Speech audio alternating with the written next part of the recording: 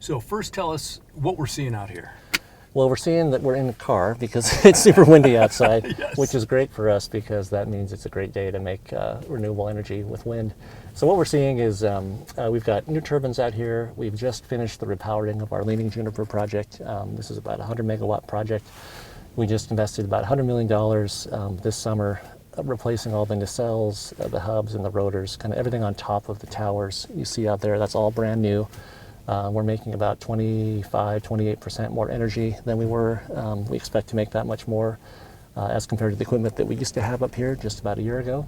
And so it's a great opportunity for our customers to get more renewable energy at reduced cost. And with taking all these coal plants away, can wind and other renewables replace that?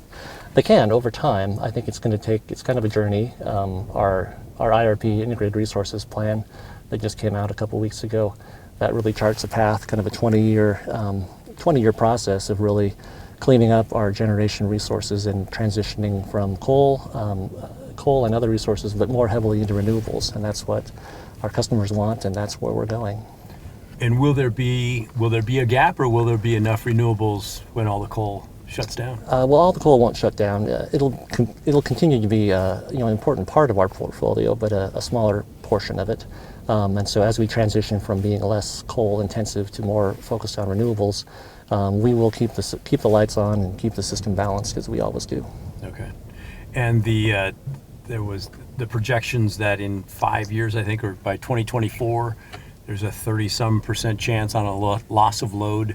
Is that something that concerns you guys, or is that outside your bailiwick? Well, it's something we plan for. It's outside my bailiwick, but folks like Joe Horner, like you spoke to earlier today, their intense focus is keeping the lights on and keeping reliability. We want to make sure that we're complying with all the standards that we must to make sure that when people turn the lights on, the power is there and the energy they need to use to make their lives better is available to them. So it can be done. It's going to be a challenge, but we're certainly well positioned to do it, given our kind of diverse resource portfolio across the West.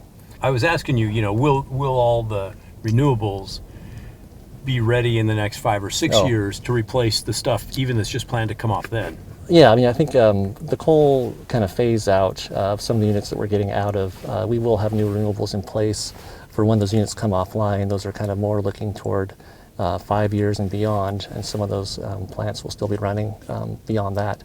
So we will have more renewables available to meet that need when our customers need it and when those resources come offline.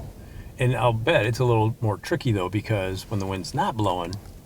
Yeah, when the wind's not blowing, it may not be blowing here at Leaning Juniper in Oregon, but it likely is out in Wyoming and all of our wind plants out there, or we have clean hydro up on the Lewis River or North Umpqua or other places. So we have a lot of different resources we can pull from. We also have gas plants, remaining thermal generation resources that we can rely upon to make sure that if the wind isn't blowing or if the sun isn't shining with solar, we do have resources available to serve our customers. Okay.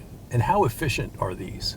Well, efficiency, I guess, in terms of, the capacity factor out here, we don't typically think of in terms of efficiency like you might like a gas plant or a hydro unit.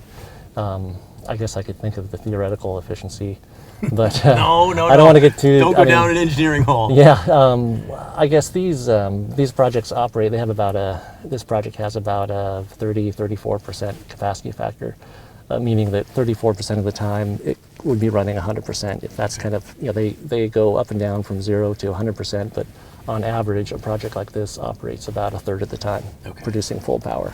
And it starts making power when the wind's blowing about 7 miles? Yeah, 7 miles an hour. It'll start making power at about 30 miles per hour. It'll be peaked out. It'll be making as much power, 100 megawatts here at Leaning Juniper. And then maybe like right now. Yeah, for sure. We're making kind of a good clip right now, making about 100 megawatts.